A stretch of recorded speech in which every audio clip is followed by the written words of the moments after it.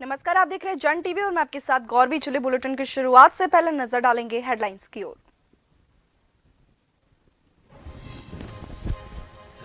CM Dhami ने भारी बारिश से हुए नुकसान का लिया जायजा। सचिवालय स्थित आपदा कंट्रोल रूम में अधिकारियों से की चर्चा। कहा पुनर्वास के लिए लाई जाएगी नई योजना। जोशीमठ में लगातार भूस्खलन का दंश झेल रहे लोग। पंचम केदार कल्पेश्वर धाम तक जाने वाली मुख्य सड़क बाधित होने से आमजन को हो रही है दिक्कत।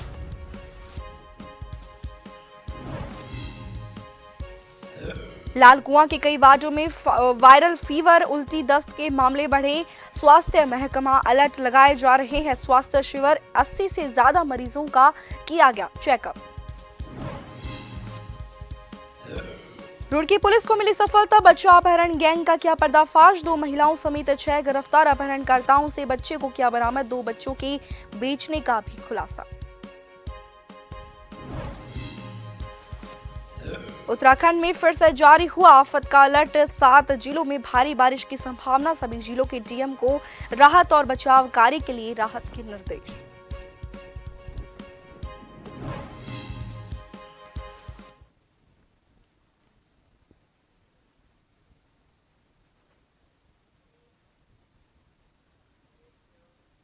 अब खबरें विस्तार से। देहरादून मुख्यमंत्री पुष्कर सिंह धामी दिल्ली की लौटते ही प्रदेश में भारी बारिश से हो रहे नुकसान और तैयारियों का जायजा लेने के लिए सचिवालय स्थित आपदा कंट्रोल रूम पहुंचे। मुख्यमंत्री धामी ने अधिकारियों से चर्चा करते हुए निर्देश दिए हैं कि भविष्य में पुनर्वास के लिए एक नई योजना राज्य सरकार लाएगी, जिसमें प्रभावितों के हितों का ख्याल रखा जाएगा और ये योजना लोगों से बातचीत और विचार विमर्श के बाद ही तैयार की जाएगी। मुख्यमंत्री पुष्कर सिंह धामी ने इस बात पर जोर दिया है आपदा क्षेत्रों में हर हाल में प्रशासन तेजी से काम कर रहा है और मौसम के अलर्ट को देखते हुए पहले से ही लोगों को सूचना दे दी जाए।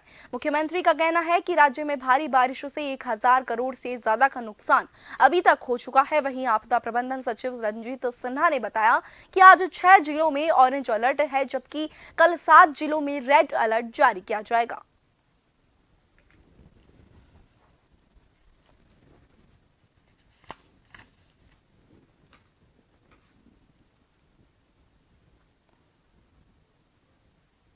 देहरादून मुख्यमंत्री पुष्कर सिंह धामी ने उत्तराखंड के पूर्व राज्यपाल अजीज कुरैशी के उस बयान की निंदा की है, जिसमें अजीज कुरैशी कहते दिख रहे हैं कि गंगा, जमुना, नर्मदा को मैया कहना गलत है। सीएम धामी ने कहा है कि जिस नदी स्वरूपा मां पर जीवन निर्भर है, ऐसे बयान के कोई मायने नहीं है।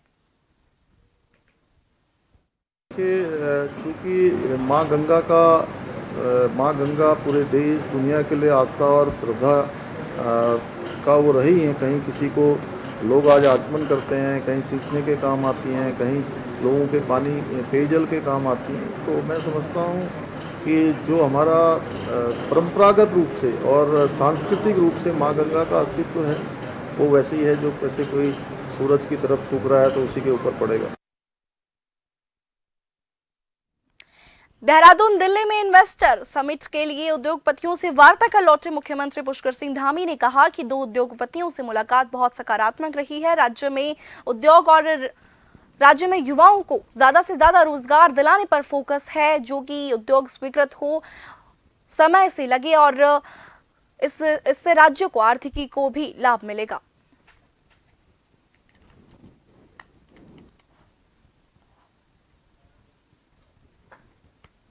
इंडस्ट्री समूह के लीडर हैं, उनके साथ संवाद किया है और बड़े उत्साहजनक उनका सब वातावरण रहा है। उसमें सभी ने उत्तराखंड में आने की इच्छा व्यक्त की है, क्योंकि वैसे भी उत्तराखंड आज शांत है, निवेशकों के लिए एक उपयुक्त माहौल है और बहुत सारी जो स्थानीय स्तर पर, राज्य सरकार के स्तर पर हमने नीतियाँ बनाई है, 27 नीतियाँ बनाई हैं जो उद्योगों के अनुकूल है। और यहाँ पर इन उद्योगों के आने से एक बड़ा रोजगार भी सृजन होगा।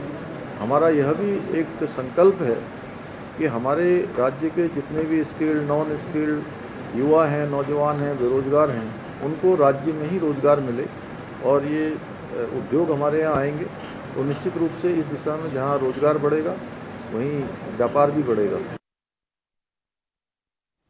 लोहाघाट में मंगलवार सुबह विद्यालय जाते समय राजकीय प्राथमिक विद्यालय खेती के अध्यापक बहादुर सिंह अपनी बाइक से विद्यालय की ओर जा रहे थे। तभी चामी के पास शहीद लांस नामक श्याम सिंह बिष्ट मोटर मार्ग में अत्यधिक कीचड़ होने के कारण उनकी बाइक रपट गई और शिक्षक बाइक सहित रपट कर 5 मीटर नीचे खेतों में जा गिरे। दुर्घटना में शिक्षक को गंभीर चोटें आई हैं। ग्राम प्रधान प्रकाश मेहर और ग्रामीणों के द्वारा शिक्षक और उनकी बाइक को खेतों से बाहर निकाला गया और ग्राम प्रधान प्रकाश मेहर के द्वारा घायल शिक्षक को लोहाघाट स्थित चिकित्सालय में लाया गया, लेकिन वह हड्डी रोग विशेषज्ञ न होने के कारण नगर के प्राइवेट हॉस्पिटल में ले जाया गया, जहां पर एक्सरे में उनकी हड्डी टूटी हुई पाई गई। शिक्षक को हायर सेंटर रेफर कर दिया गया।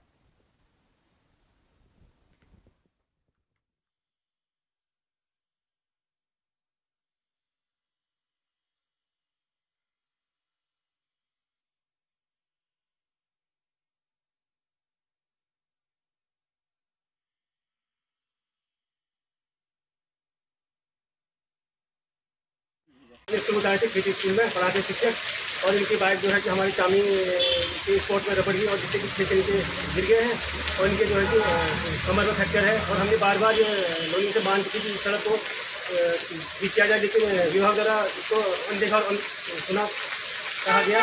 और बार बार डीएम साहब का भी आदेश था कि उसको सड़क को जो कि लैंडस्लाइड शाम सिंह बिष्ट मोटर वाहन मार्ग है, उसमें काफ़ी घटिया सड़क के हाल और बरसात में तो वैसे ही बुरे हाल है। और जो भी आज जो सर को चोट आए हैं तो इसमें रोड निर्माण की पूरी जिम्मेदारी बनती है और जो कि बड़ा हादसा होने से टल गया है। अभी इनको हाई सेंटर रेफर किया गया है। हमारी ये मांग है कि उस सड़क को जल्दी से जल्दी ठीक किया है। आज गिरी गया वहाँ विद्यालय जाते थे की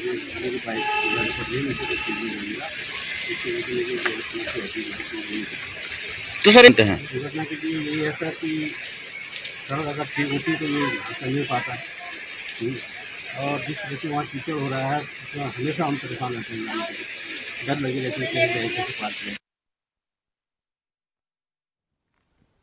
देहरादून में बढ़ रहे अतिक्रमण के मामलों में लगातार कार्रवाई जारी है। अवैध अतिक्रमणों को चिन्हित कर उनके ध्वस्तीकरण की प्रक्रिया लगातार की जा रही है। जिलाधिकारी सोनिका ने बताया कि जिला प्रशासन की टीम समय समय पर जाकर अवैध शहर भर में अवैध अतिक्रमणों को चिन्हित करने का काम करती है। अतिक्रमण के विरुद्ध तेजी से कार्यवाही करने के लिए ड्रोन के माध्यम से भी अतिक्रमण चिन्हित किया जा रहा है।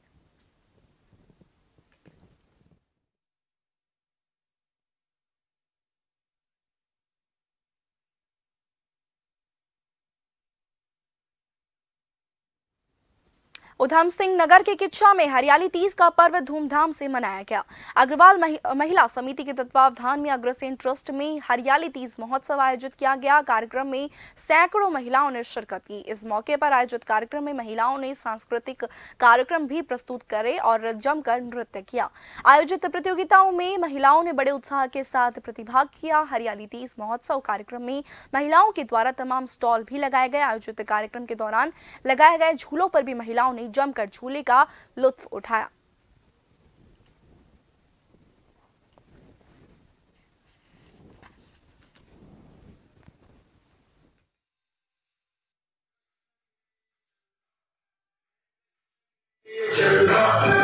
महिलाओं द्वारा विभिन्न प्रकार की हरियाणवी राजस्थानी नृत्य नाटिकाएं प्रस्तुत की गई, जिसमें सभी आनंदित व मंत्रमुग्ध हो गए।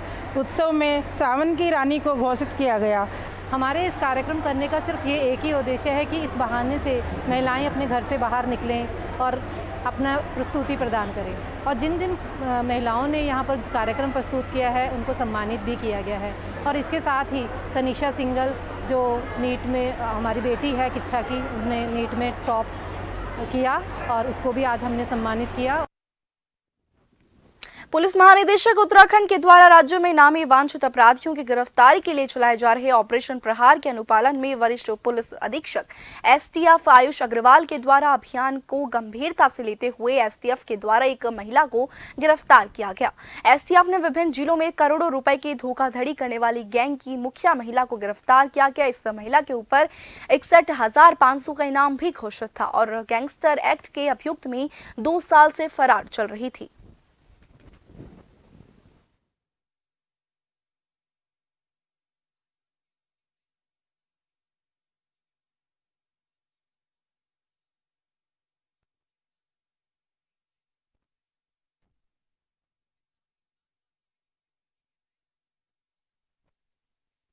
कि मुख्यालय स्तर से एक ऑपरेशन प्रहार करके एक अभियान चलाया जा रहा है, जिसमें कि आर्थिक अपराध से संबंधित अपराधियों पर लगातार कार्रवाई की जानी है।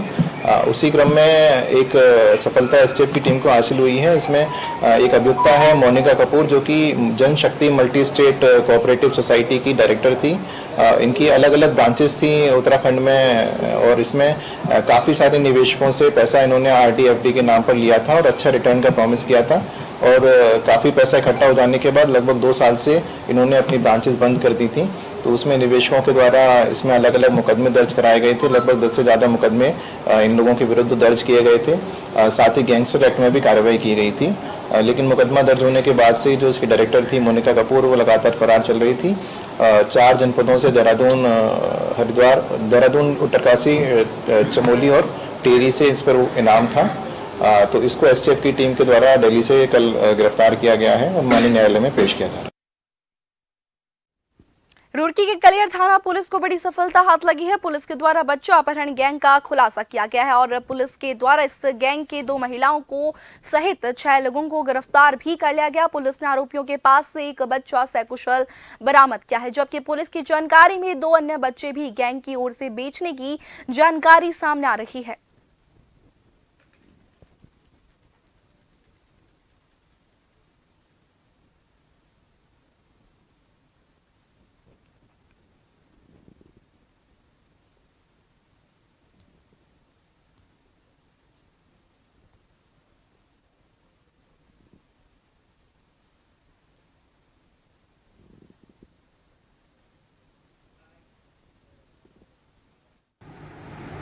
अब 29 तारीख को इस कलियर क्षेत्र में एक बच्चे की चोरी होने की सूचना पर श्रीमती शारदा जी ने अपने इसमें मामला दर्ज कराया था।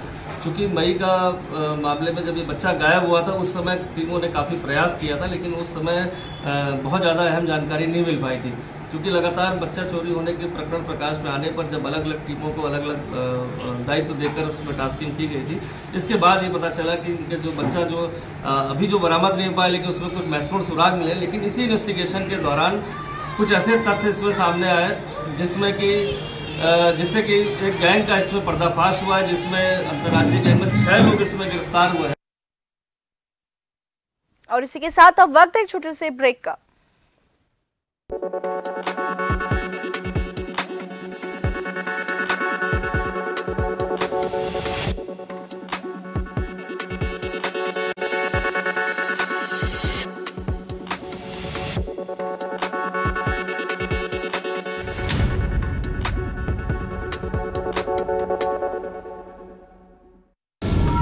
कानून के शिकंजे से बेपरवाह गुनहगार जुर्म करने को फिर से है तैयार।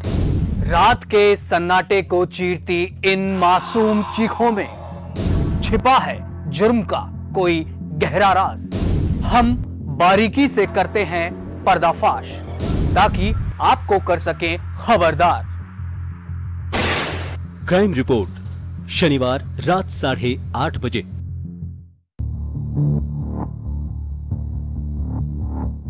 खबर जो कभी बताती है सच तो कभी कराती है एहसास। खबर जो है कुछ खास। खबर ही तो है जो कभी बनती है राजनीति से तो कभी व्यापार से,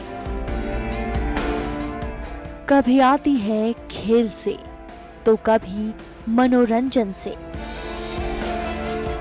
कभी खुशी से तो कभी गम से। हाँ, खबर ही तो है। खबर थमती नहीं और ना ही थमेंगे हम, क्योंकि हम हैं जन टीवी, जन जन की आवाज।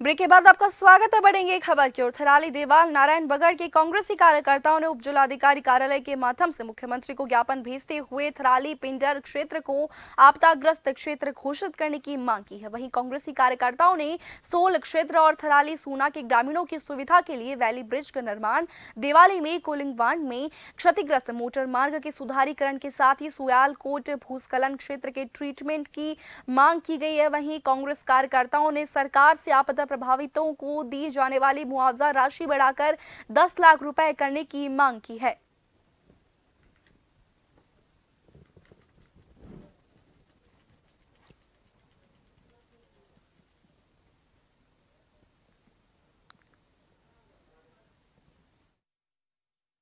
अधिकारी महोदय को माननीय मुख्यमंत्री के माध्यम से माननीय मुख्यमंत्री को हमने ज्ञापन दिया कि पूरे पिंडर थराली 5 विधानसभा को आपदा क्षेत्र घोषित किया जाए।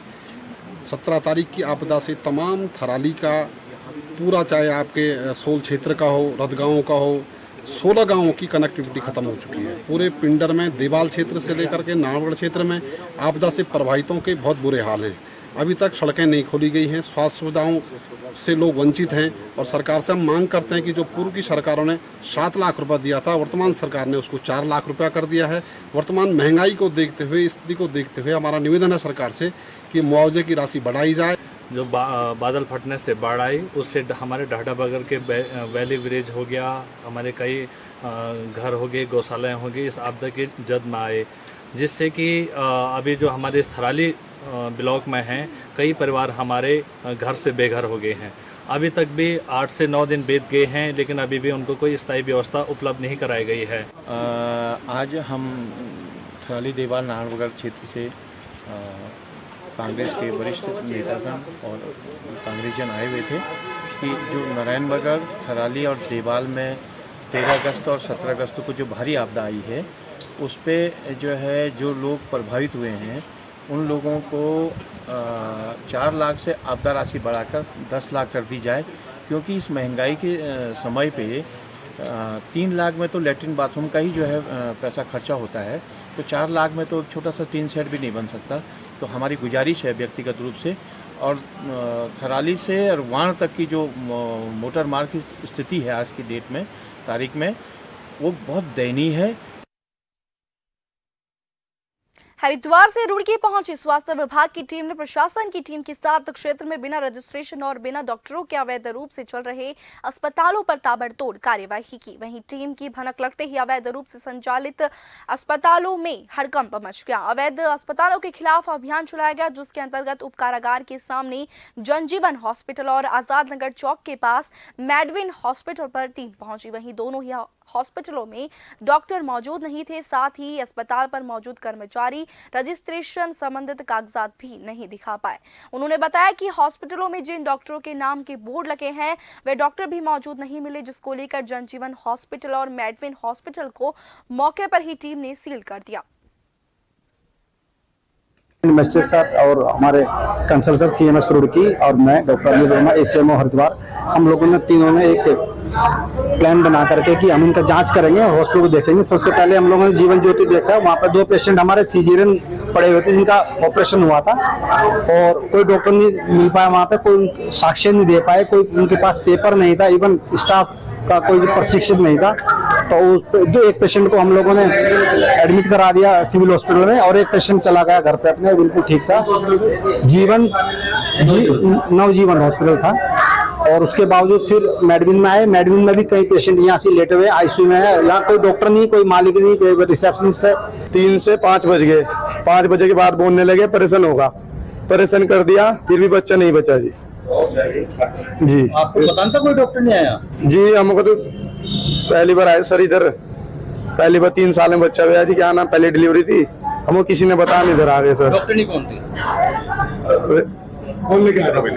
रूबीना जी खुद आए थे जी। क्या नाम, रूबीना नाम की डॉक्टर नहीं थी, इधर ही थी वो जी। आप आए वो अंदर छुप रुड़की के कलियर थाना पुलिस को बड़ी सफलता हाथ लगी है। पुलिस के द्वारा बच्चों अपहरण गैंग का खुलासा किया गया है और पुलिस के द्वारा इस गैंग के 2 महिलाओं सहित 6 लोगों को गिरफ्तार भी कर लिया गया है। पुलिस ने आरोपियों के पास से एक बच्चा सकुशल बरामद कर लिया है, जबकि पुलिस की जानकारी में 2 अन्य बच्चे भी गैंग की ओर से बेचने की जानकारी सामने आई है।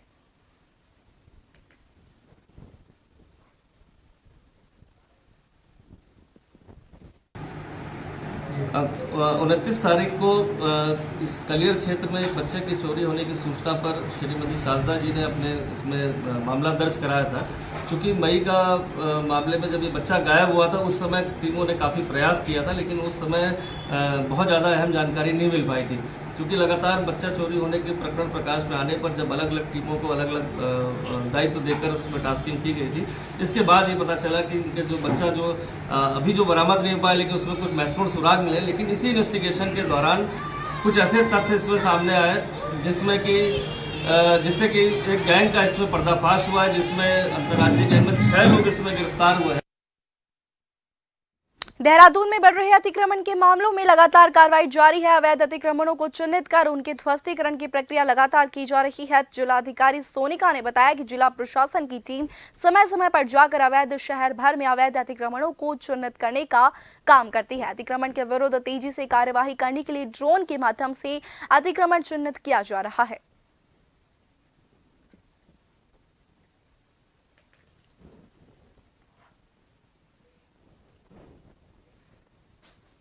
उधम सिंह नगर के किच्छा में हरियाली तीज का पर्व धूमधाम से मनाया गया। अग्रवाल महिला समिति के तत्वावधान में अग्रसेन ट्रस्ट में हरियाली तीज महोत्सव आयोजित किया गया। कार्यक्रम में सैकड़ों महिलाओं ने शिरकत की। इस मौके पर आयोजित कार्यक्रम में महिलाओं ने तमाम सांस्कृतिक कार्यक्रम प्रस्तुत करते हुए जमकर नृत्य किया। आयोजित प्रतियोगिताओं में महिलाओं ने बड़े उत्साह के साथ भाग लिया। हरियाली तीज महोत्सव कार्यक्रम में महिलाओं के द्वारा तमाम स्टॉल्स भी लगाए गए। आयोजित कार्यक्रम के दौरान लगाए गए झूले पर भी महिलाओं ने जमकर झूले का लुत्फ उठाया। प्रतियोगिताओं में प्रतिभाग करने वाली विजय महिलाओं को समिति के पदाधिकारियों ने पुरस्कार देकर सम्मानित किया। हरियाली तीज कार्यक्रम को लेकर महिलाओं में खासा उत्साह नजर आया।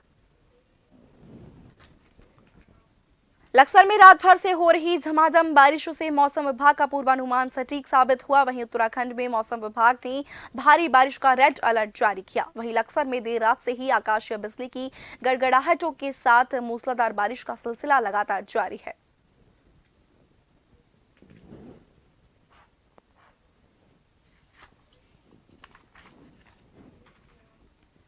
चमोली जिले में एक गांव ऐसा भी है जहां गांव के ही 2 बच्चों ने अपने गांव के विद्यालय तक जाने वाला मुख्य रास्ते को अपने हाथों से स्वयं खोला। दरअसल गुनियावाला गांव इस वक्त भारी भूस्खलन की चपेट में है। यहां गांव के ठीक ऊपर से भूस्खलन के चलते एक बड़ा पत्थर स्थानीय ग्रामीणों के लिए मुसीबत बना हुआ है, जिसके साथ ही भूस्खलन का मलबा भी स्थानीय ग्रामीणों के घरों तक पहुंच चुका है, जिस कारण दर्जनों परिवारों पर खतरा मंडरा रहा है। स्थानीय ग्रामीणों में इस वक्त काफी डर का माहौल बना हुआ है, जिसको लेकर स्थानीय ग्रामीणों के 2 बच्चों ने प्रशासन को आईना दिखाया।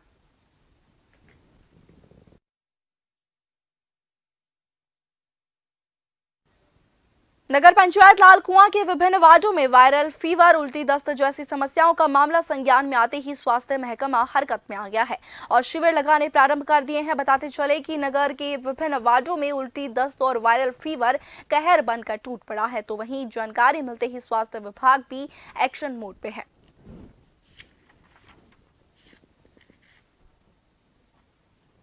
स्वास्थ्य टीम का गठन करके वहाँ पर लगा दी गई है तथा आशाओं और आशा कार्यकर्ताओं के द्वारा माध्यम से वहाँ पर सर्वे किया जा रहा है। इसके अतिरिक्त हमारे द्वारा आईडीएसपी डिपार्टमेंट से की टीम को भी भेजा गया है, जिसमें पानी की सैंपलों की जांच की जा रही है और सैंपल की जांच में जो भी निर्णय निकलता है उसके आधार पर फिर आगे की कार्रवाई की जाएगी। फिलहाल जो अभी तक की न्यूज़ है उसके हिसाब से 80 मरीज वहाँ पर देखे जा चुके हैं, जिसमें लगभग 20 मरीज डायरिया के थे। और इसी के साथ इस बुलेटिन में फिलहाल इतना ही। बने रहिए जन टीवी के साथ। नमस्कार।